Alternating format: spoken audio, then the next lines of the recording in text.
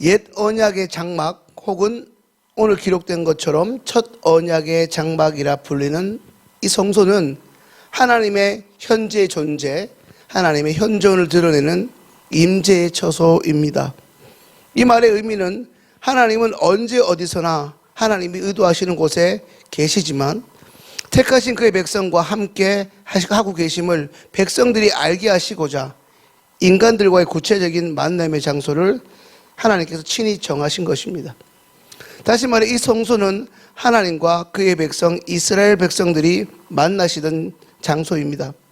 장막은 일반 백성이 출입할 수 있는 소위 마당과 제사장들이 섬기는 성소, 오늘 기록된 대로 1년에 단 한 번 대제사장만 들어갈 수 있는 이 지성소로 구분됩니다. 계속해서 기록된 대로 성소에는 촛대와 진설병상이 있고 지성소 안에는 언약궤가 있습니다.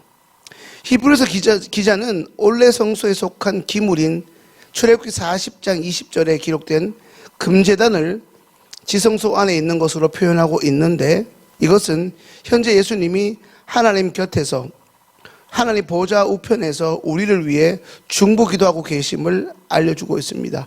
오늘 본문 1절 말씀을 함께 읽습니다. 첫 언약에도 섬기는 예법과 세상에 속한 성소가 있더라. 아멘.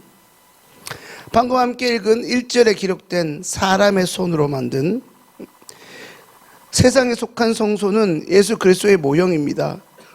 예수님이 십자가에서 돌아가실 때 지성소의 휘장이 찢어졌고 그 이후로 모든 사람은 예수 그리스도 안에서 이제 제한 없이 이전에 감히 인간이 상상도 하지 못했던 상상조차 불가능했던 거룩하신 하나님을 이제 대면할 수 있게 되었습니다. 성도님들, 이게 무슨 말입니까?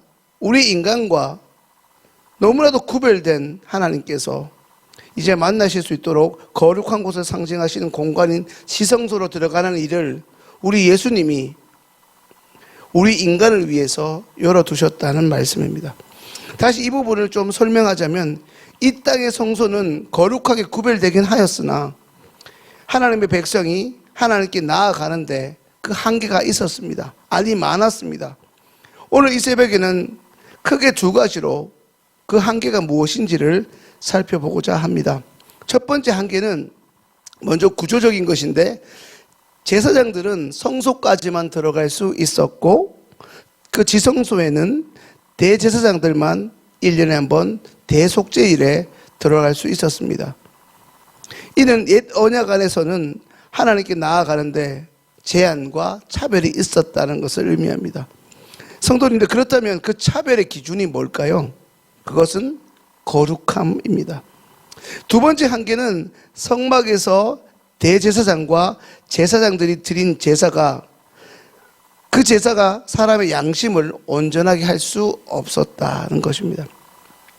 결국 죄의 문제는 양심의 문제인데 동물을 통해 드리는 이 제사가 외적인 정결에는 효력이 있을지 모르지만 사람의 마음과 그의 양심까지 깨끗하게 하는 데는 제한적이었다는 것입니다. 이 때문에 하나님은 그 첫 언약의 한계를 뛰어넘을 수 있는 새 길을 여신 것입니다. 그것이 바로 우리 죄를 완전히 깨끗하게 하실 하나님의 유일한 독생자 예수 그리스도를 이 땅에 보내신 것입니다. 이것을 우리는 우리에게 익숙한 세 글자로 성육신이라고 표현합니다. 인간은 스스로 양심을 깨끗하게 하지 못하는 결코 온전하지 못한 불완전한 존재입니다. 인간이 아무리 도덕을 지키려고 노력하고 안간힘을 써봐도 그 도덕이나 혹은 율법으로는 인간 스스로 구원에 이를 수 없습니다. 그런 인간에게 하나님이 우리를 위해 보내신 독생자 예수 그리스도를 통해 진리가 무엇인지, 그리고 하나님이 예수 그리스도를 통한 구원의 길이 무엇인지를 이 땅에 모든 사람이 알 수 있도록 마치 시청각 자료를 통해 분명히 드러내셨습니다.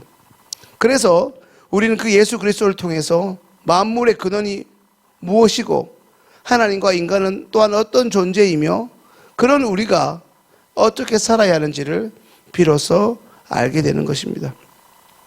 이것이 우리 인생들을 향한 하나님의 깊은 배려요, 인간을 온전히 회복하기 위한 축복의 선물인 것입니다.